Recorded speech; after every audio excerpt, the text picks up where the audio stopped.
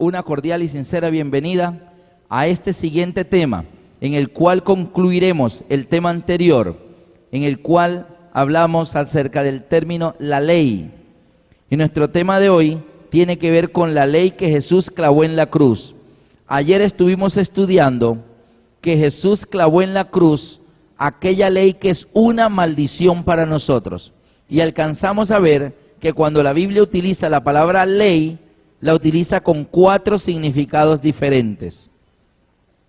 La primera de ellas es la ley de Dios, los 10 mandamientos, aquella que es espiritual, que es buena, y que es aquella ley que Dios escribe en nuestra mente y en nuestro corazón.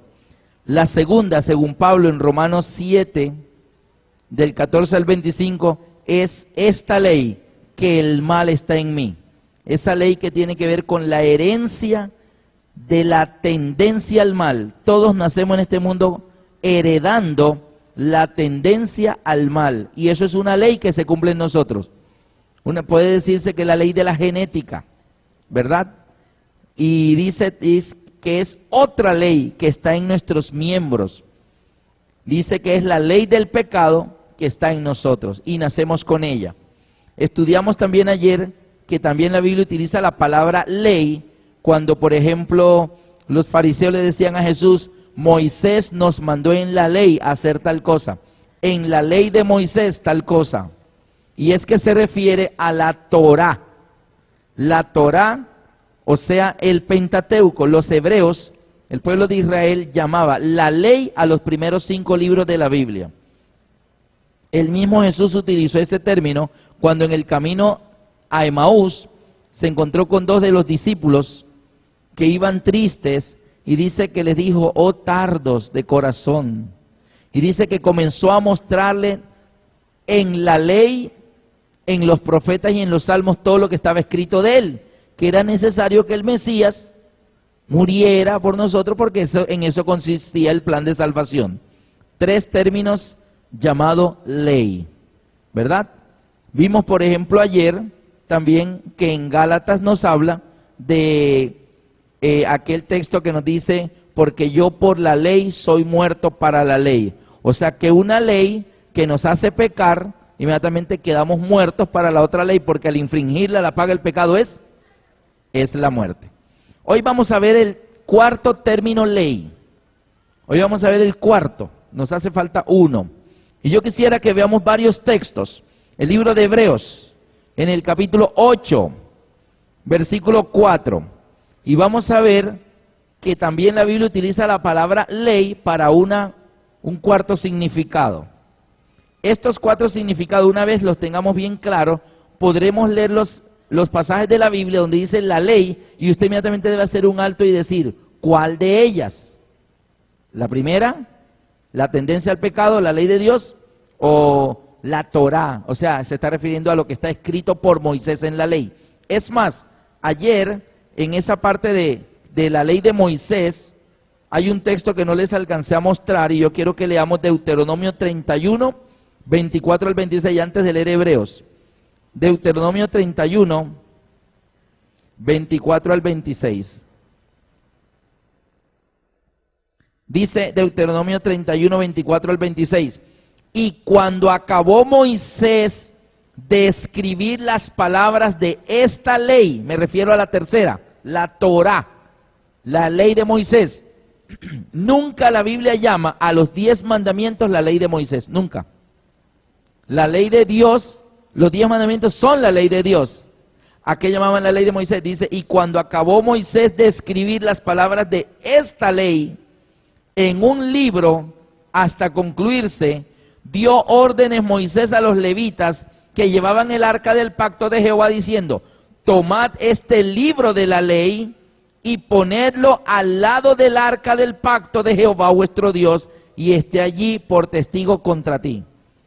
Hay varias diferencias entre la ley de Moisés, la Torá, y la ley de Dios, la primera. Dice que esta ley fue escrita por Moisés. La ley de Dios fue escrita ¿por quién? Por Dios con su propio dedo. Moisés escribió en un libro. ¿En qué fue escrita los 10 mandamientos? En tablas de piedra. Y dice aquí que Moisés dio órdenes y dijo en el versículo 26, tomad este libro de la ley y ponedlo al lado del arca del pacto de Jehová. Esos 5 libros, Génesis, Éxodo, Levítico, Número, Deuteronomio, esos 5 rollos fueron puestos al lado del arca, la ley que escribió Moisés. Y la ley de Dios, los 10 mandamientos fueron puestos ¿dónde? Dentro del arca, ¿ok? Así que dentro del arca, la ley de Dios, escrita por Dios con el dedo de Dios en tablas de piedra. Fuera del arca, en libros, en rollos, la ley que llaman la ley de Moisés, ¿verdad? Y que fue escrita por Moisés en libros. Es diferente. Y básicamente estos 5 libros hablaban de la historia del mundo, la creación, desde el Génesis. Todo eso fue escrito por Moisés, luego la historia del pueblo de Israel, y luego todas las ordenanzas que Dios había dado a su pueblo para que las pusieran en práctica, para que su estilo de vida fuera una vida diferente a los pueblos paganos de la antigüedad, donde habían principios de vida, principios higiénicos, principios de salud, principios de alimentación, principios de negocios, principios para la guerra, principios de toda clase, de todas las distintas áreas, sobre el matrimonio, sobre la pareja, sobre la, ¿verdad? Todos esos principios para que el pueblo viviera en el desierto con un código de conducta. Entonces allí Dios le ordenó a Moisés y le instruyó para que los escribiera. Esos son diferentes a la ley de Dios. ¿Está bien? Ahora bien, ahora sí vamos a ver la 4ª ley. Ahora sí, Hebreos 8, versículo 4. Hebreos 8, 4. Dice así: así que si estuviese sobre la tierra. ¿Cómo así? Vamos a entenderlo desde el versículo 1. Hebreos 8, 1 dice: ahora bien, el punto principal de lo que venimos diciendo, Pablo le dice al pueblo de Israel, el resumen de lo que les venimos diciendo es que tenemos tal sumo sacerdote, el cual se sentó a la diestra del trono de la majestad en los cielos, ministro del santuario y de aquel verdadero tabernáculo que levantó el Señor y no el hombre. Es decir, había un santuario terrenal y el santuario celestial. Y Pablo les dice: hebreos, pueblo de Israel, pueblo de Dios, mire, en resumen, mira, tenemos un sumo sacerdote, no el que entra a presentarse en el arca, que representa el trono de Dios, en el cual está la gloria, la Shekinah, que representa la presencia de Dios. No, nuestro sumo sacerdote entró directamente en los cielos a presentarse directamente ante el trono de Dios, no ante un arca que representa el trono de Dios, literalmente ante el trono de Dios, no ante la Shekinah, que era una luz que representaba la presencia de Dios. Él está directamente en la presencia de Dios, no en medio de querubines de oro. Él está delante de querubines que están junto al trono de Dios, que son verdaderos, son vivos. Le está diciendo: señores, ya no más lo simbólico, ahora estamos en lo real. Ministro del santuario, de aquel verdadero, el que levantó el Señor, no el hombre.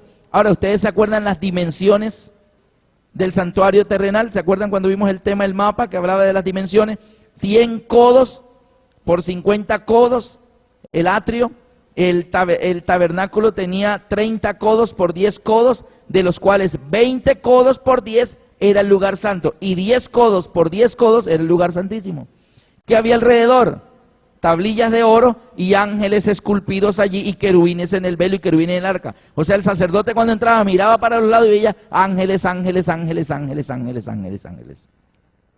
Cristo entra en el cielo, regresa desde el monte de los olivos, viene como el cordero que fue inmolado, que dio la vida por nosotros y que derrotó a Satanás y a la muerte. Y entra al verdadero santuario y él mira para un lado, ángeles, ángeles, ángeles, ángeles. Pero ¿cuántos ángeles vio? Miríadas, millares y millones de ángeles. Miraba para el otro lado, miríadas, millares y millones de ángeles. Miraba hacia el frente, miríadas, millares y millones de querubines. ¿De qué tamaño es el santuario celestial? Mira lo que dice Hebreos. Hebreos, capítulo 9, versículo... Hebreos 9, versículo 10, el 11. Hebreos 9, 11 dice: pero estando ya presente Cristo, sumo sacerdote de los bienes venideros, por el más amplio y más perfecto tabernáculo. ¿Qué tan amplio tiene que ser el tabernáculo celestial o el santuario celestial, donde allí están todas las huestes angélicas alrededor del trono de Dios? ¿De qué tamaño será ese lugar? Por eso Pablo lo dice, por el más amplio y más perfecto tabernáculo, no hecho de manos, es decir, no de esta creación, no está hecho dentro de las cosas de la tierra, es celestial. Y él entró allá no por sangre de machos cabríos, ni de becerros, sino por su propia sangre, entró una vez para siempre en el lugar santísimo, habiendo obtenido eterna redención. Es decir, el sacerdote entraba a presentarse ante la presencia de Dios con una sangre que era de otro, de un cordero que había muerto allá afuera en el altar de sacrificio. Pero Cristo entra al santuario celestial en medio de las huestes angélicas, pero no a mostrar la sangre de otro, sino que su propia sangre. Por eso la alabanza es al que está sentado en el trono y al Cordero sea la honra, la alabanza, la gloria, la fortaleza por los siglos de los siglos. Así que lo que vamos a ver es que hay unos símbolos, que era el santuario terrenal, pero que eso representaba lo que existe en la realidad en el santuario celestial y lo que Cristo haría en su vida real. ¿Está bien? Eso es el tema del santuario, porque ya estamos en los últimos temas y es necesario que entendamos por qué había un santuario. Así que mira esto, volviendo a Hebreos 8, ¿verdad? Entonces dice que, ahora bien, el punto principal de lo que venimos diciendo es que tenemos tal sumo sacerdote, el que se presentó en el cielo mismo ante la presencia de Dios, versículo 2, ministro del santuario de aquel verdadero tabernáculo que levantó el Señor y no el hombre, versículo 3 y 4, porque todo sumo sacerdote, los de la tierra, ¿no?, está constituido para presentar ofrendas y sacrificios, por lo cual no es necesario que también éste tenga algo que ofrecer. Así que si Cristo estuviese sobre la tierra, ni siquiera sería sacerdote, habiendo aún sacerdotes, porque los hebreos no aceptaban la abolición del santuario terrenal de su templo de Jerusalén y se negaban a aceptar el ministerio de aquel que ellos habían gritado, crucifícale, crucifícale, y ahora era su sacerdote en el santuario celestial. Así que si estuviese sobre la tierra, ni siquiera sería sacerdote. Si Cristo vino a la tierra, Anás y Caifás lo dejarían ser sacerdote. No, antes lo mataron porque tenían celos de él. Así que si estuviese sobre la tierra, ni siquiera sería sacerdote, habiendo aún sacerdotes. Pablo está hablando del tiempo presente de su época. Habiendo aún sacerdotes que presentan las ofrendas según la ley. Dice aquí que los sacerdotes presentaban ofrendas según la ley. ¿Cuál de estas tres leyes ordenaba traer ofrendas al santuario? ¿Los 10 mandamientos? ¿Alguno de los 10 mandamientos dice debes matar un cordero? Ninguno de los 10 mandamientos. La segunda ley, que el mal está en mí. La tendencia al pecado, ¿esa ley nos manda a sacrificar corderos? Tampoco. La Torá, los 5 primeros libros de la Biblia. Ahí estaban contenidas las ordenanzas de Dios en Éxodo y en Levítico acerca del plan de salvación. Pero en sí, para el pueblo de Israel, todo lo que se hacía en el santuario, como lo debían hacer, el momento en el que lo debían hacer y la manera en que debían hacer, todo eso para ellos era una ley. El cordero debía ser macho. Ley, no que tengo una hembra. No, está violando la ley, debe ser macho. Debe ser de 1 año y debe ser sin defecto. Por ley debían sacrificarlo, ¿qué día? ¿Se les olvidó? El día 14 del mes primero. No, yo no pude porque ese día estaba ocupado, lo voy a sacrificar el 19. Violó la ley. Era ley, tenían que hacerlo el día exacto y de la manera que Dios lo ordenaba. Perdón. Ahora bien, dice que traen ofrendas según la ley. Mire lo que dice Hebreos 10:8. Hebreos 10:8. Diciendo primero, sacrificio y ofrenda y holocausto y expiaciones por el pecado no quisiste, ni te agradaron, las cuales cosas se ofrecen según la ley. Y la Biblia viene hablando en Hebreos de que había que ofrecer o traer ofrendas y ofrecer sacrificios, y dice que eso debían hacerlo según la ley. La pregunta es, ¿cuál ley? Era la ley que a través de la presentar las ofrendas y todas las cosas, que debían hacerlo según la ley.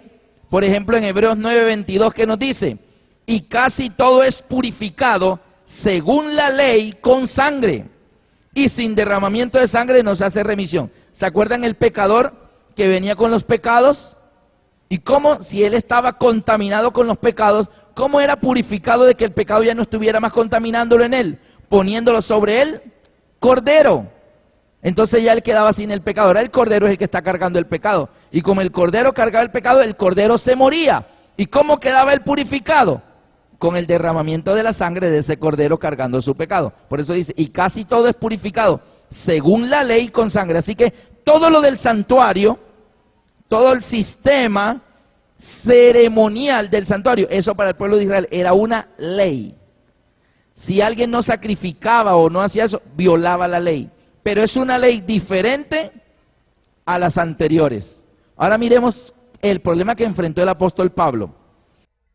Vamos a leer cómo era el proceso de transición entre lo que estaba en el santuario terrenal y que ya eso no debía seguirse cumpliendo para dar paso al santuario celestial. Dios, cuando Adán y Eva pecaron, ellos debían morir. ¿Se acuerdan del primer tema, salvación por sustitución? El día que de él comieres, ciertamente morirás, Adán y Eva. Hoy comieron, hoy se mueren. No, no queremos morir, Señor. Bueno, hay una manera que no se mueran. ¿Ustedes aceptan que otro inocente que no ha hecho nada malo muera en lugar de ustedes? Bueno, está bien. Bueno, voy a mandar a mi hijo. Mi hijo va a venir a la tierra y él se va a hacer matar por ustedes. O sea, para que ustedes no tengan que morir, él muere en lugar de ustedes. Pero él no va a venir ni mañana ni pasado mañana, se va a demorar un poquito en venir. Mientras ese día llega en que mi hijo va a venir a morir a este mundo por todos ustedes, ustedes los que crean en esa salvación que mi hijo va a hacer por ustedes, me lo van a demostrar a través de hechos. O sea, ustedes van a tomar un símbolo que representa a mi hijo, y ese símbolo es el cordero. Yo escojo el cordero para que lo represente, tomen. Así que cada vez que ustedes pequen, para que no mueran, debe morir un cordero. ¿Se dan cuenta? Y ese cordero no es el que los va a salvar a ustedes, él solo es el símbolo del verdadero Salvador, que él va a venir a morir por todos ustedes, que es mi hijo. ¿Está bien? Entonces, mientras él llega, corderitos. Cuando mi hijo llegue y él muera por ustedes, ya no más cordero. ¿Está claro? Y Adán y Eva dijeron, está bien, ya entendimos. Pero pasaron siglos y siglos y siglos y siglos, y el pueblo de Israel se encariñó tanto con ese templo tan bonito. Ay, mira qué piedras, qué edificios, que cuando el verdadero Cordero de Dios murió en la cruz, ellos no querían soltar el templo de Jerusalén, querían seguir apegados a los rituales y a los símbolos, cuando ya la realidad estaba allí. En pocas palabras, el santuario era como la fotografía, mientras el que iba a venir llegaba. No sé si les ha pasado, pero los enamorados hablan con las fotos. Los enamorados hablan con las fotografías, tan lindo, y se la ponen aquí, junto a mi corazón. Y lo miran todos los días, hola mi amor, ¿cómo necesitas? Y está loco, está hablando con una fotografía. No, lo que pasa es que la novia no está lejos. Y entonces habla con la fotografía. Hasta que un día la novia llega a visitarlo. ¿Y él qué? ¿Sigue hablando con la fotografía? Se olvida de ella. Hola mi amor. Y ahí sí está la persona que está en la fotografía. Pero ¿se imaginan a alguien que llegó la novia a visitarlo y él, ¿qué? ¿Usted qué quiere? Hola mi amor, mire esta. Pero yo soy tu novia. No, mi novia es ella. Pero esa soy yo. No.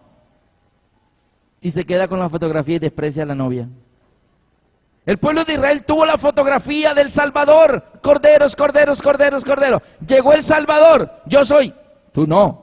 Y siguieron con los corderos. Y negaron al Salvador. A los suyos vino, mas los suyos no le recibieron. Se quedaron con la foto. Y se aferraron a su santuario y a su templo. Qué piedras, qué edificios. Y era el momento de dejar los símbolos para comenzar a estar en las realidades. ¿Qué dice Hebreos? En el capítulo 10. Bueno, vamos a leer desde el 9. Mire bien, Hebreos 9, versículo 1 al 10. Al 11 dice, ahora bien, aún el primer pacto, y noten que habla de un pacto, primer pacto y nuevo pacto. Hoy vamos a ver qué es eso de primer pacto y nuevo pacto. Ahora bien, aún el primer pacto tenía ordenanzas de culto y un santuario terrenal. Lo que la Biblia llama primer pacto tenía que ver con el santuario terrenal. O sea que el primer pacto tenía que ver con los símbolos o con las realidades. Con los símbolos. Primer pacto, todo lo simbólico. Nuevo pacto, todo lo real. Ejemplo, el pacto era que ellos tenían, el que mate cordero significa que está creyendo en el Salvador, entonces yo lo voy a perdonar. Ese era el pacto. Pero llegó el nuevo pacto. ¿Y qué era el nuevo pacto? Jesús llega en la Santa Cena, toma la copa. Eso está en Mateo 26, 26 al 29, dice, y Jesús tomó el pan, partió y lo dio entre sus discípulos y dijo, tomad, comed, esto es mi cuerpo. Y tomando la copa y habiendo dado gracias, dijo, esta es mi sangre del nuevo pacto. ¿Qué quiere decir? El primer pacto, santuario terrenal, sangre de corderitos. Nuevo pacto, santuario celestial, realidades, sangre del verdadero cordero, Cristo Jesús. Esta es mi sangre del nuevo pacto. ¿Está bien? Así que aquella ley que ordenaba matar corderos, comer panes sin levadura, cordero asado y circuncidarse, todo eso, llegaba un momento en que iba a ser quitado, porque ya no se necesitaba la parte simbólica del plan de salvación, porque ahora venía la parte real del plan de salvación. Es lo que dice aquí Hebreos 9:1. Ahora bien, el primer pacto tenía ordenanzas de culto y un santuario terrenal, porque el tabernáculo estaba dispuesto así. En la primera parte, llamada lugar santo, estaba el candelabro, la mesa de los panes, la propiciación. Tras el segundo velo estaba la parte del tabernáculo llamada el lugar santísimo, en el cual estaba un incensario de oro y el arca del pacto cubierta de oro por todas partes, en la que estaba en una urna de oro que contenía el maná, la vara de Aarón que reverdeció y las tablas del pacto, y sobre ella los querubines de gloria que cubrían el propiciatorio, y de las cuales cosas no se puede ahora hablar en detalle. Pablo dice, eso tiene mucho detalle, pero ahorita no les voy a explicar todo. Ahora miren la parte que viene. Y así dispuestas estas cosas, Pablo estaba describiendo santuario terrenal o santuario celestial. ¿Santuario qué? Terrenal. Santuario terrenal. Y así dispuestas estas cosas en la primera parte del tabernáculo, entran los sacerdotes continuamente para cumplir el oficio del culto. Pero en la segunda parte, solo el sumo sacerdote, una vez al año. ¿Qué día era que entraba ese día una sola vez al año? El día de la expiación. Una sola vez al año, no sin sangre, la cual ofrece por sí mismo y por los pecados de ignorancia del pueblo, dando el Espíritu Santo a entender con esto. Se dan cuenta que eran unos símbolos para que el pueblo de Israel entendiera algo. ¿Qué era lo que Dios quería que el pueblo entendiera? Dando, versículo 8, dando el Espíritu Santo a entender con esto que aún no se había manifestado el camino al lugar santísimo. ¿Quién fue el que dijo yo soy el camino? Jesús. No se había manifestado aquel que venía a decirle, yo soy el camino, yo los voy a guiar de regreso al Padre. No se había manifestado el camino al lugar santísimo, entre tanto que la primera parte del tabernáculo estuviese en pie. Lo cual es símbolo para el tiempo presente. Ahora noten qué libro estoy leyendo de la Biblia. Hebreos. Alguien me dice, ay, ¿ustedes para qué estudian el santuario? Ese es de Éxodo, de Levítico, eso ya está abolido.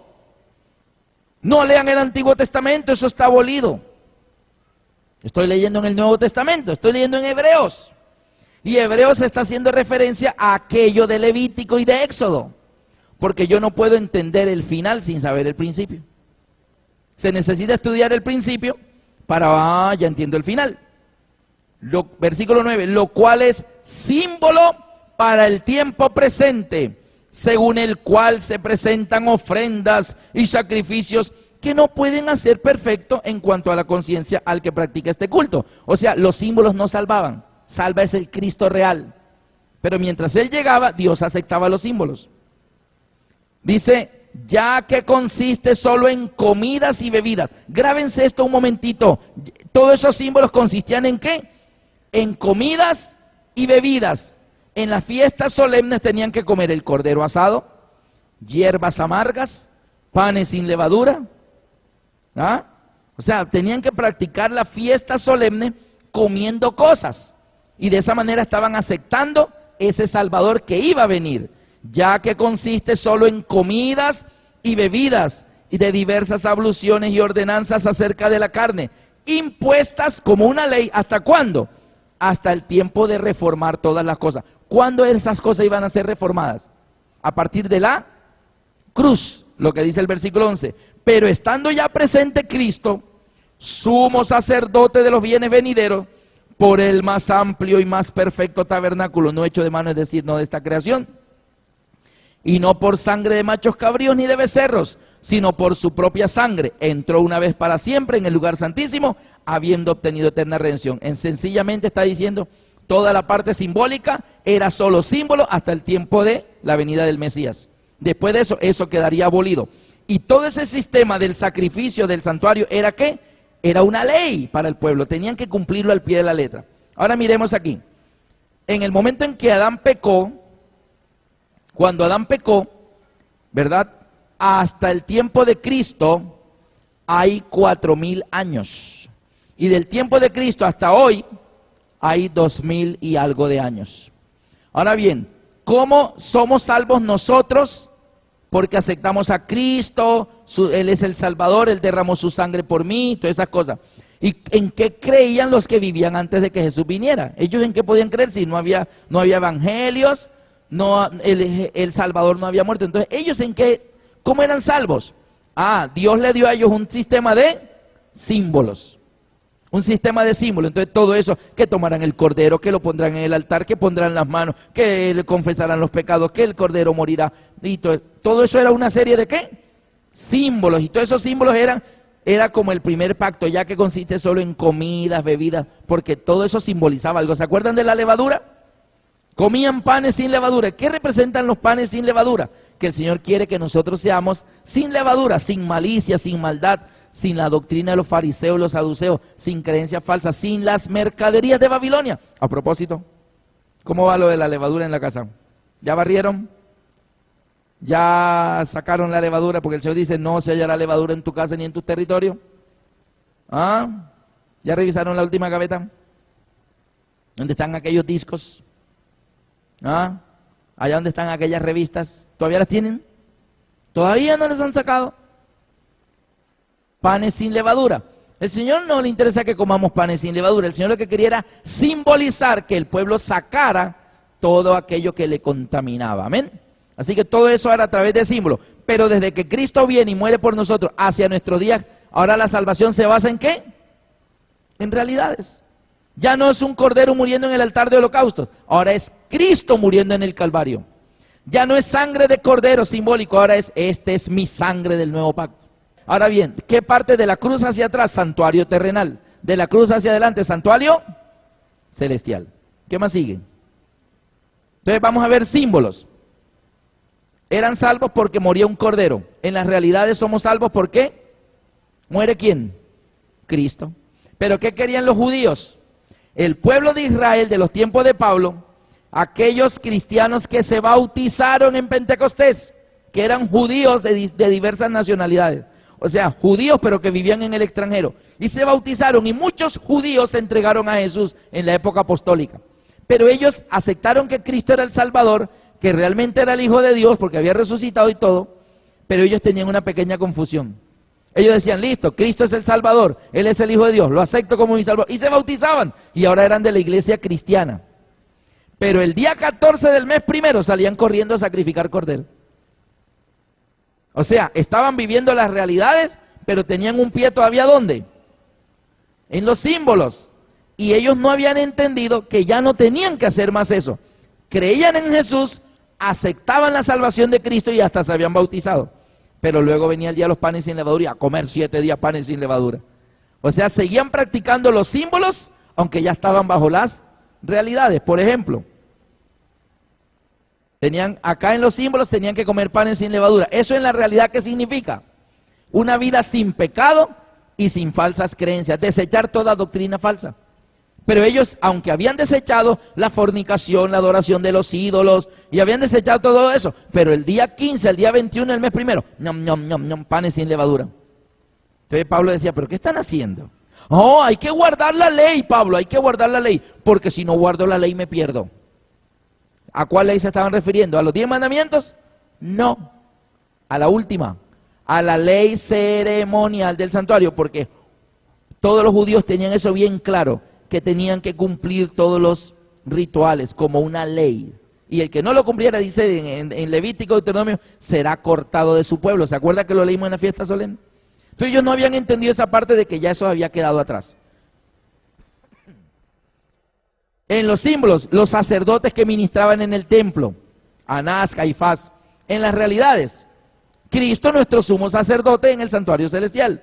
Símbolos, era todo el santuario terrenal de Hebreos 9. Realidades, estamos ahora en el santuario ¿qué? Celestial, ya no más querubines de oro, ahora querubines vivos. Todo este sistema de símbolos es lo que se llamaba el primer pacto. El primer pacto. Y todo el sistema de realidades se llama el nuevo pacto. Hay personas que creen que el antiguo pacto eran los 10 mandamientos, la ley de Dios. Y que el nuevo pacto es, ya no hay que guardar la ley de Dios. Soy libre porque Cristo la guardó por mí. Y que Cristo abolió los 10 mandamientos.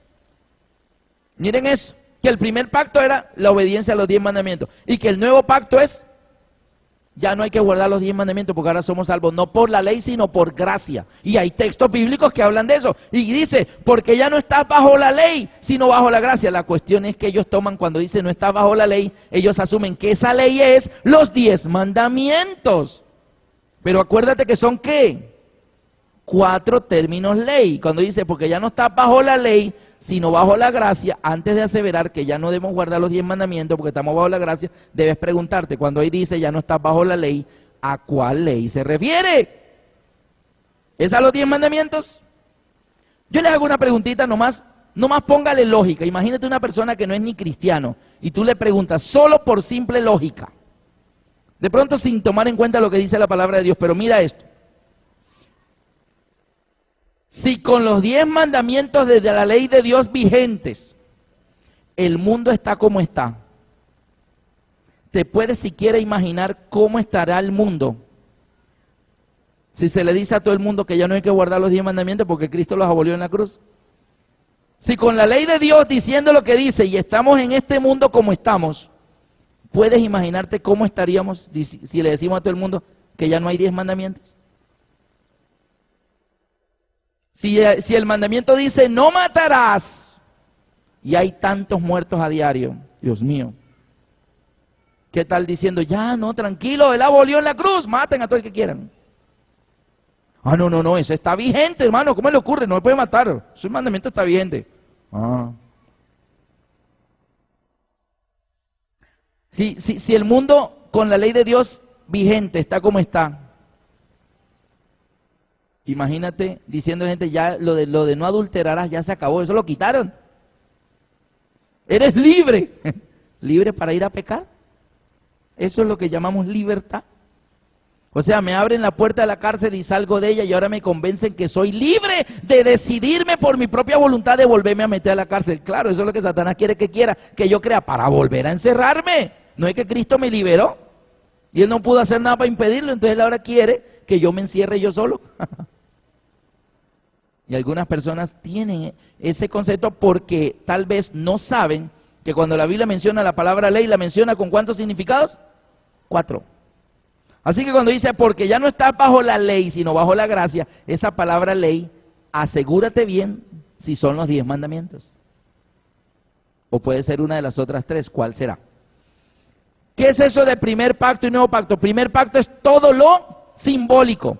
Voy a poner varios ejemplos de los símbolos del primer pacto que tenían que ver con esa ley, la 4ª ley, la que estamos estudiando hoy, que era una obligación para el pueblo de Israel porque estaban viviendo la parte simbólica. A ver, dice allí Deuteronomio 4:13. Miren ustedes lo que era el primer pacto, Deuteronomio 4:13. Y él os anunció su pacto. ¿Su qué? Su pacto, el cual os mandó poner por obra los 10 mandamientos y los escribió en 2 tablas de piedra. Ahora bien, ¿qué es lo que dice Deuteronomio 4:13? Que es el pacto de Dios. Los 10 mandamientos escritos por Dios, ¿en dónde? En 2 tablas de piedra. Eso es lo que dice ahí que es el pacto de Dios. ¿Qué será el nuevo pacto? Hebreos, capítulo 8.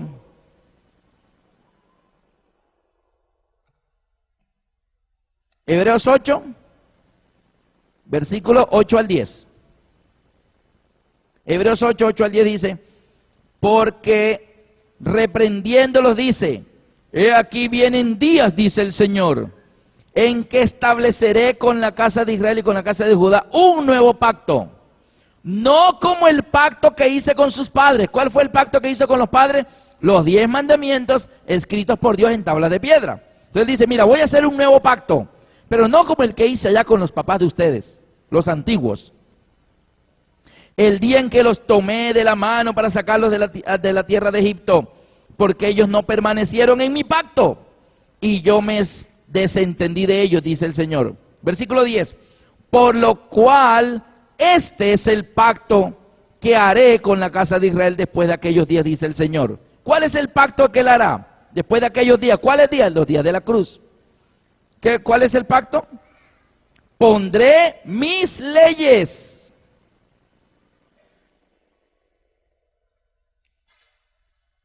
en la mente de ellos, y sobre su corazón los escribiré, y seré a ellos por Dios, y ellos me serán a mí por pueblo. Este es el nuevo pacto que haré con mi pueblo después de aquellos días. ¿Cuál es el nuevo pacto? Pondré mis leyes. Nota que el nuevo pacto no es quitaré mis leyes. Ese no es el nuevo pacto. Y está en Hebreos, en el Nuevo Testamento. Va a decir, es que usted está leyendo en el Antiguo Testamento, eso fue abolido. Estoy leyendo en Hebreos, cerquita de Apocalipsis. Este es el nuevo pacto. ¿Cuál? Pondré mis leyes en la mente de ellos y en su corazón los escribiré. Ahora bien, si ustedes miran el antiguo pacto y el nuevo pacto, ¿qué notamos allí?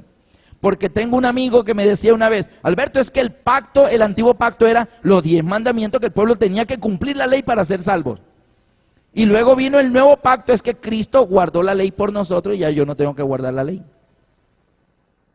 O sea que como el primer pacto era poner la ley y el nuevo pacto es quitar la ley. Eso es lo que Satanás quisiera. Primer pacto, los 10 mandamientos escritos por Dios en tablas de piedra. Nuevo pacto, los 10 mandamientos escritos por Dios, pero ¿dónde?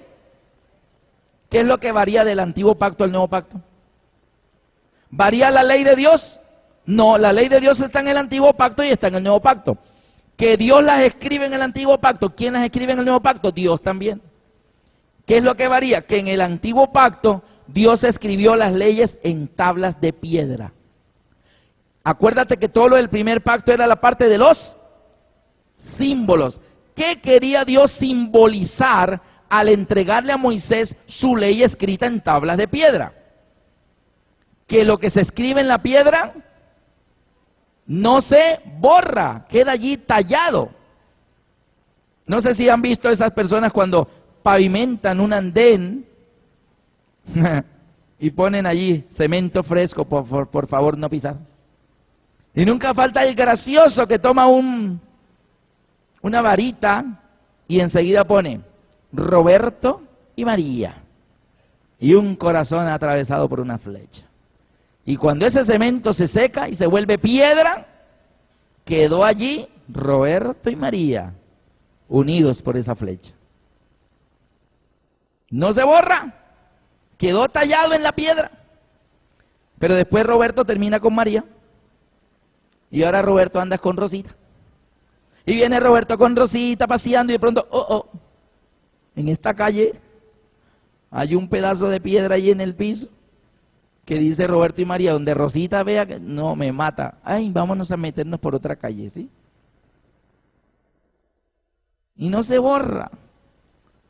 Tendrían que romper el andén, romper la roca para borrarlo. Así que Dios, al entregar sus 10 mandamientos escritos por Dios en tablas de piedra, Dios está entregando un símbolo. Yo quiero que mi ley no se borre. ¿Dónde comenzó el problema del pecado?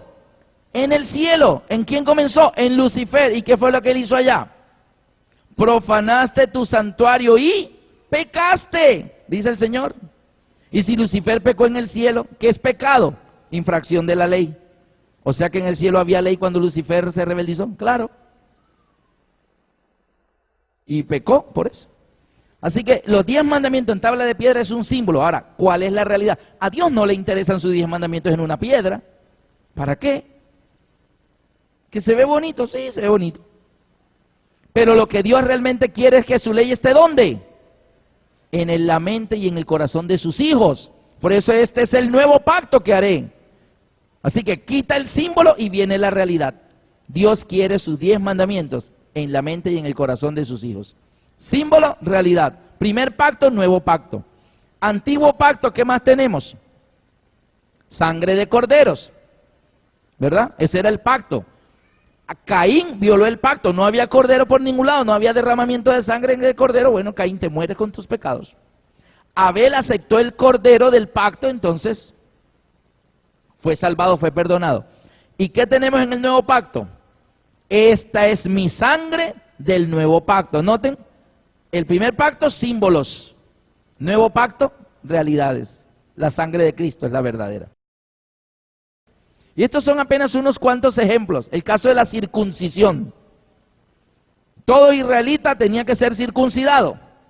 Y de pronto llega Pablo y le dice a los nuevos cristianos, tranquilo, ¿te circuncidaste? Bien. ¿No te circuncidaste? Tranquilo también. Y los judíos, Pablo, ¿qué estás enseñando? Eso es una herejía. Estás enseñando a la gente a violar el pacto. Porque Pablo le decía que ya en Cristo ni la circuncisión vale ni la incircuncisión. Porque ahora estábamos ¿en qué? En las realidades. Mire esto. Esto de la circuncisión es bien interesante. Ellos, el pueblo de Israel, desde los tiempos de Abraham, Dios hizo un pacto. Dijo, bueno, Abraham, voy a establecer un pacto contigo. Y para símbolo de ese pacto debe circuncidar el prepucio. Y a sus hijos varones, y de ahí en adelante todas las generaciones, en el día octavo el bebé debía ser circuncidado. Si era del pueblo de Dios, para que Dios tenga pacto también con él, de salvación. Resulta que ¿por qué Dios escogió eso del prepucio? ¿Por qué ese símbolo? ¿Por qué no escogió como símbolo amarrarse una cintilla en el dedo? Decir, soy de Dios, mire. ¿Por qué el prepucio? ¿Por qué la circuncisión? El prepucio es aquella piel que cubre el glande del hombre.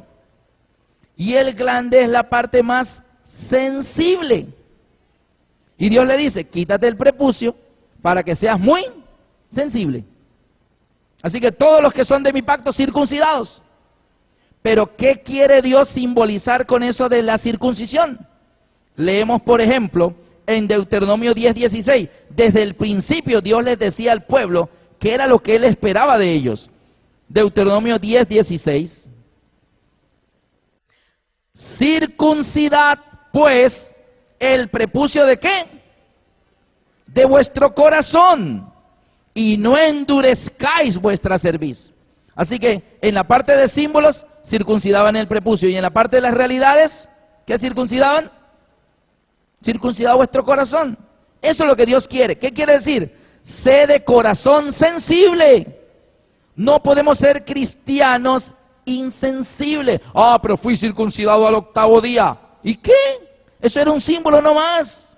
Dios persigue algo más allá, algo en tu vida. No rituales allí que yo cumplo todo como el joven rico. Todo esto lo guardo desde mi juventud, pero no amaba a nadie. No compartió sus bienes con el prójimo. No amaba al prójimo. No siguió a Jesús. Tampoco amaba a Dios, pero guardaba todo. Un guardador de normas, pero no fue salvo. Así que el Señor simbolizaba con la circuncisión sensibilidad. Quiten aquello que impide que sea sensible, porque el Señor quería prefigurar la realidad. Circuncidaos vuestro corazón, no sea de dura cerviz. Yo les hago una preguntita, aquella parábola. Jesús viene, dice que venía un hombre bajando de Jericó y lo asaltaron. Le robaron todo y lo dejaron herido, medio muerto y desnudo, desangrándose. En eso pasa un hombre, y Jesús pudo haber dicho, pasó un comerciante, pasó Zaqueo. Jesús pudo haber dicho, pasó la legión romana, y dijeron, pobre tipo. Jesús pudo haber dicho que pasó una caravana de ismaelitas, pero el ejemplo que pone Jesús es que dice que pasó un levita. Y el levita era una persona que ministraba ¿dónde? En el santuario, en el templo. Era una persona encargada de los servicios de adoración y de enseñar al pueblo lo que eso significaba. Pasó un levita, lo vio y siguió de largo. Pasó un sacerdote, también ministraba en el santuario. Noten que en cuáles son las únicas dos páginas de la Biblia donde no se menciona santuario. En la primera y en la última. Ahí tenemos un levita, un sacerdote. ¿Eso qué es? Santuario. Y pasa el sacerdote, lo miró y pasó de largo. Esas personas, el levita y el sacerdote, ¿eran circuncidados del prepucio, sí o no? Sí, eran del pacto de Abraham. Pero ¿eran circuncidados de su corazón? ¿Eran sensibles? No, no eran sensibles. De pronto dijeron, pobrecito, ¿cómo está este mundo, verdad? Pero voy a llegar tarde a la escuela sabática, porque me toca la bienvenida. Eso está bien, tener la bienvenida en la escuela sabática. Pero si pasas cerca de alguien y tú ves que tiene una necesidad, por algo Dios te hizo pasar por ahí. Porque si tú eres un hijo de Dios y pasaste por ahí, y que tú hayas pasado por ahí, da lo mismo que se haya pasado el mundano más mundano de esta tierra. ¿Dónde está la diferencia? ¿Es para qué Dios te hizo pasar por ahí? Es lo mismo que no hubieras pasado por ahí. Y luego dice el Señor que pasó un samaritano, alguien despreciado por los del templo. Porque los samaritanos decían que no había que venir al templo de Jerusalén a adorar. Allá en el monte yo puedo adorar y Dios me escucha. Y pelean esa pelea. Es desde en el monte o en el templo donde hay que adorar. Y Jesús dijo, mira, ni aquí ni allá. La hora viene en que los verdaderos adoradores adorarán al Padre en espíritu y en verdad. Entonces, pasa el samaritano, lo miró, se acercó y fue movido a misericordia. Se bajó del asno, se agachó, lo levantó, lo limpió, curó sus heridas, lo vendó, se quitó algunas cosas para poderle cubrir allí.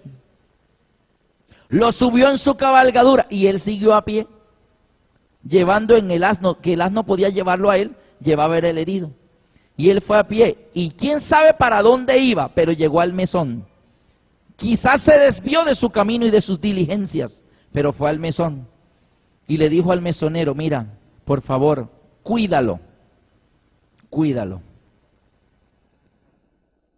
Cuídalo bien. Y aquí te voy a dejar dinero, por si tienes que gastar en el cuidado de este hombre. Aquí tienes dinero. Si gastas de más, no te preocupes. Cuando yo regrese te lo pagaré todo. Y el hombre siguió su camino. Este hombre era circuncidado, el samaritano estará circuncidado en el prepucio o en el corazón. No sabemos si era circuncidado del prepucio, no tengo ni idea. Si era circuncidado de su prepucio, no sabemos. Pero una cosa que sí tengo bien clara es que era circuncidado ¿dónde? En su corazón. Así que, queridos amigos, la cuarta ley es todo ese sistema de símbolos que era a través del santuario. Era una ley, dice, ofrendas que se ofrecen según la ley. Eso era una ley para el pueblo de Israel. Pero que cuando viene Cristo, ¿qué hizo Él? Todo ese sistema, cuando el velo del templo se rasgó en dos de arriba abajo, quiere decir el Señor, no más santuario terrenal, no más panes sin levadura, no más corderitos, no más sacerdotes, no más día de la expiación en la tierra, ahora el día de la expiación va a ser allá, no más circuncisión, no más cordero asado, no más hierbas amargas, no más Pascua. Resulta que parte del santuario también consistía en ¿qué? En unas fiestas solemnes. ¿Se acuerdan las fiestas que vimos en el itinerario de Dios? ¿Cuál fue la primera fiesta? La Pascua. ¿Qué día celebraban la Pascua? El día 14 del mes primero. ¿Qué día escogían el cordero? El día 10. ¿Se acuerdan cuando vimos en la fiesta solemne que el cordero moría el día 14, entre las 2 tardes, pero que el día 15 era el día de los panes sin levadura? Y que debían comer panes sin levadura, ¿cuántos días? 7 días. 7 días debían comer panes sin levadura. Y que de esos 7 días que iban del día 15, vamos a anotarlo, pastor, allí. El pueblo de Israel tenía los días de la semana, primer día, segundo día, tercer día, cuarto día, quinto día, sexto día, días de trabajo.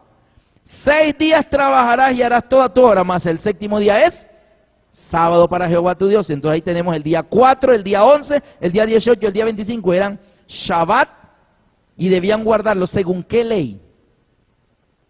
¿Según qué ley debían guardar el Shabbat? La ley de Dios, o sea, de las 4 que anotamos ahorita, ¿cuál de ellas? La primera. Así que esos días que están en rojo son de la primera ley. ¿Está bien? Pero además de eso, habían otros días Shabbat que el pueblo guardaba, que tenían que ver con el santuario. Entonces tenemos que el día 14 era el día de la Pascua. El día 15 comenzaba la fiesta de los panes sin levadura. Día 16, día 17, día 18, día 19, día 20 y día 21. Del día 15 al día 21, 7 días debían comer panes sin levadura. Eso ya lo vimos en el itinerario de Dios. Ahora bien, el Señor le decía al pueblo de Israel, el primer día de los panes sin levadura será día de reposo. Ningún trabajo de siervo haréis. O sea que era un ¿qué? Era un Shabbat también. Así que ellos trabajaban el domingo 12, el domingo 13, el lunes 13, el martes 14 celebraban la Pascua, mataban el cordero. Y el día miércoles 15 no trabajaban. Era día de descanso, no había preescolar, no había universidad, no había colegio, no había droguería, no había panadería, no había nada. Era un Shabbat de reposo.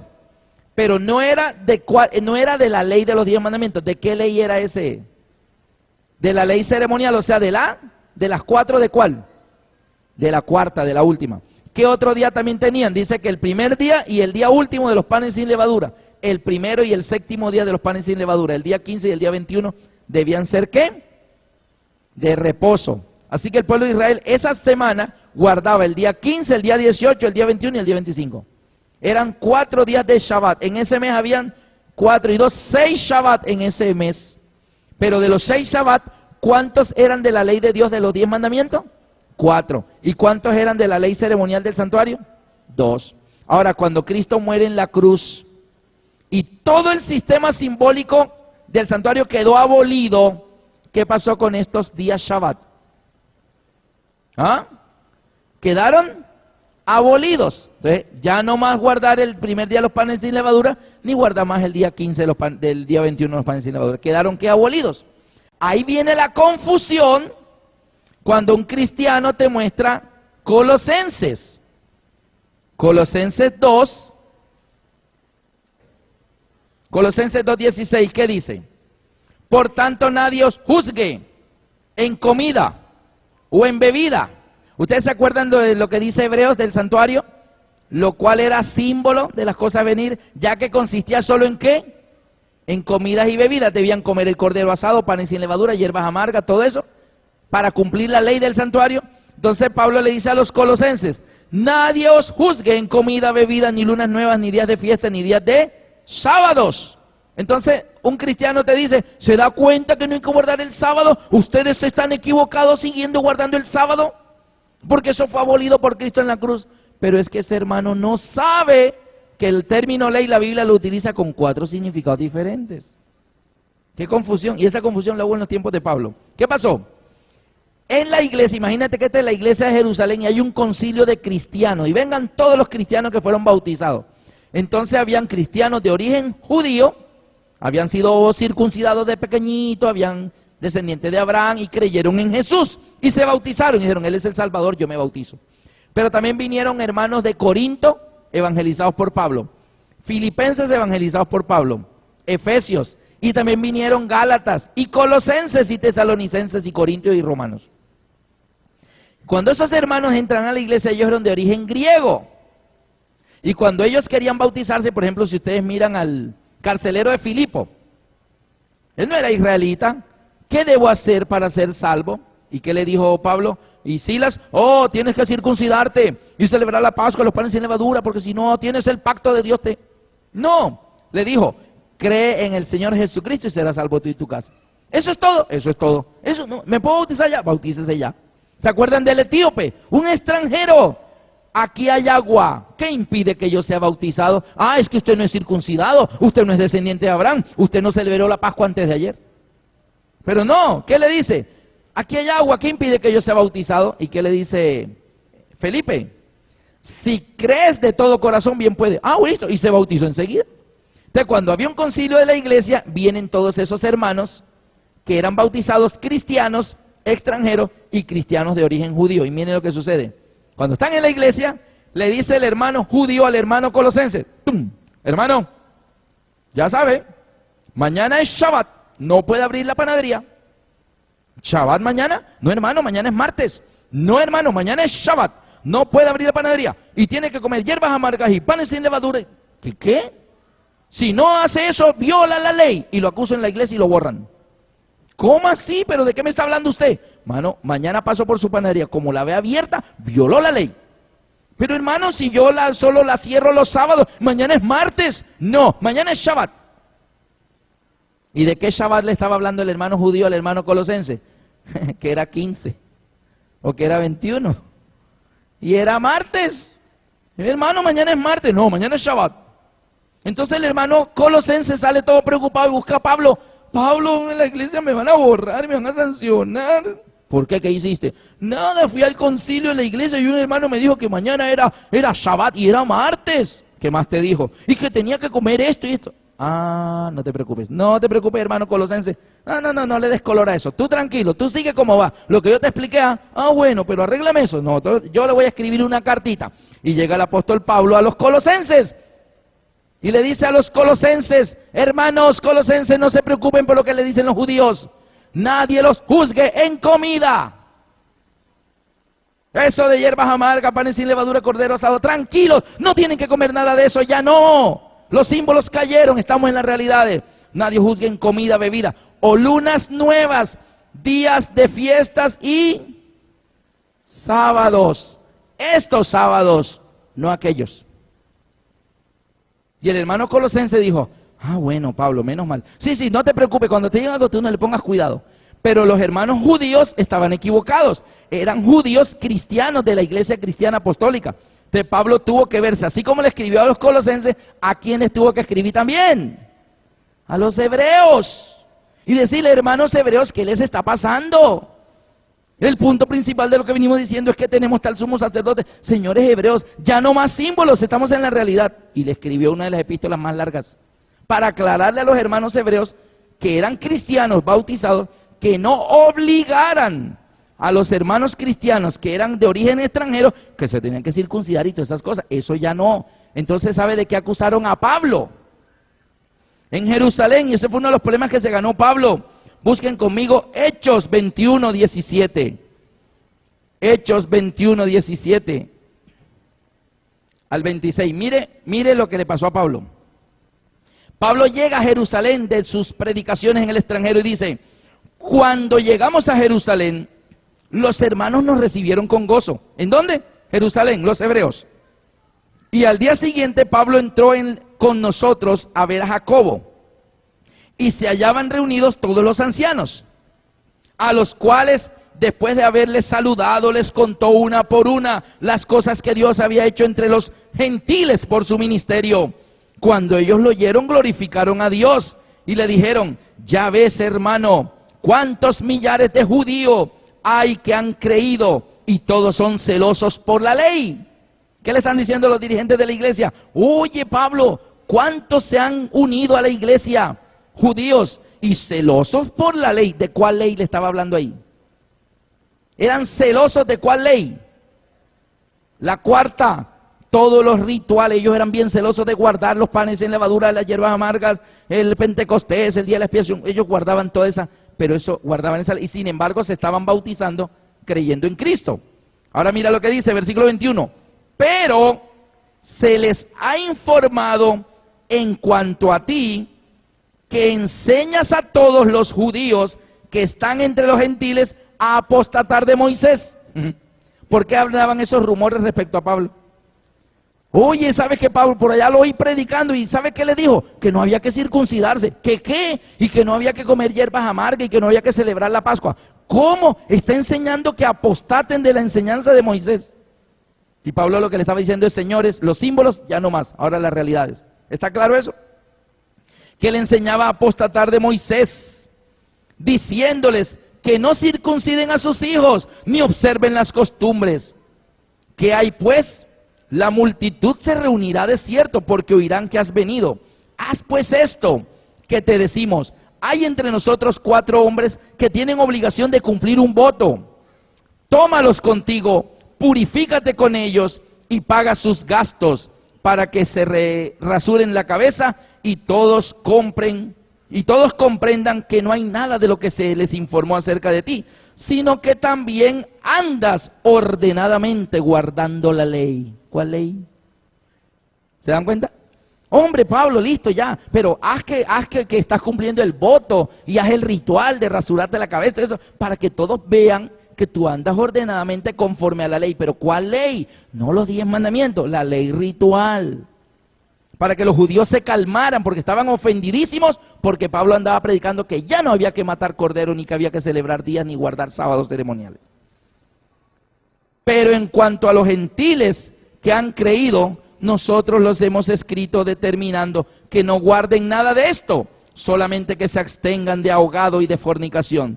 Entonces Pablo tomó consigo. Ahora miren el versículo 27. Pero cuando estaban para cumplirse los 7 días del voto, unos judíos de Asia, al verle en el templo, alborotaron a toda la multitud y le echaron mano dando voces diciendo: varones israelitas, versículo 28, ayudad, este es el hombre que por todas partes enseña a todos contra el pueblo, la ley y este lugar. ¿Cuál lugar? El templo. Ahora bien, en Gálatas la discusión era, y Pablo les dice, porque los que creen que se van a salvar por las obras de la ley no van a ser salvos. Porque era que los judíos creían que ellos iban a ser salvos si mataban corderos, si se circuncidaban, si comían los panes sin levaduras, si comían hierbas amargas. Ellos creían que así se iban a salvar. Entonces Pablo les escribe en Gálatas, que fueron los primeros versículos que leí ayer, sabiendo que el hombre no es justificado por las obras de la ley. No está hablando de los 10 mandamientos. El hombre no es justificado por guardar todo lo del santuario, sino por la fe de Jesucristo. O sea, no por símbolos, sino por realidades. También nosotros hemos creído en Jesucristo para ser justificados por la fe en Cristo y no por las obras de la ley, porque por cuanto por las obras de la ley nadie será justificado. O sea, a ti no te va a justificar que te circuncidaste, que yo soy circuncidado el 8º día, que yo guardo los panes sin levadura, que yo mate cordero, que yo... Eso no te va a salvar. Te va a salvar es si Cristo muere por ti y tú lo aceptas como tu Salvador. Así que el problema que había en torno a la ley era eso, queridos hermanos, que definitivamente los judíos que se bautizaban en la iglesia apostólica no querían dejar de guardar eso. Y ellos creían que eran salvos, era por todo lo que hacían. Y nosotros somos salvos por lo que Cristo hizo por nosotros en la cruz. Amén. Tenemos la última lámina. Toda la parte del primer pacto que, ¿cómo? Abolido. No más símbolos. Amén. No más símbolos. Yo les quiero hacer una pregunta. Hay un hombre en Colombia que se llama Jaime Jaramillo. El ingeniero Jaime Jaramillo, ¿lo han oído nombrar? Sale en Bogotá y saca niños de las alcantarillas. Les compró una casa. Saca niños de esos huecos, gamines, y los educa, paga personas, y ahora está haciendo campaña en la empresa privada para ayudar, y ha abierto toda una fundación que se llama Niños de los Andes. Investiguen sobre él. La pregunta es, ¿esta persona es circuncidada, sí o no? ¿Sí o no? Sí. La próxima vez que tú pases con tu Biblia bajo el brazo, porque vas corriendo, porque vas para la iglesia, porque la conferencia ya va a comenzar, y ves un niño acostado en el piso, tal vez está drogado y está tapado con periódicos, lo más probable es que uno diga: ¿cómo está el mundo, verdad? Y siga de largo. Hay 2 ejemplos a seguir. O hacemos igualito que el levita y el sacerdote, o hacemos igualito que el samaritano. Tú eliges.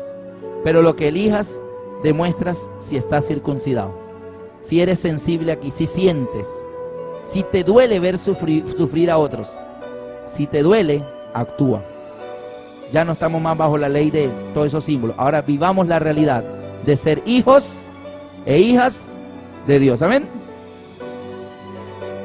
¿Cuántos quisieran pedirle en esta oportunidad, Señor, que tu Espíritu Santo quite de mi corazón esa capa dura que me hace tan insensible al dolor ajeno, que me hace tan insensible a ver sufrimiento y dolor y no sentir nada y ser indiferentes?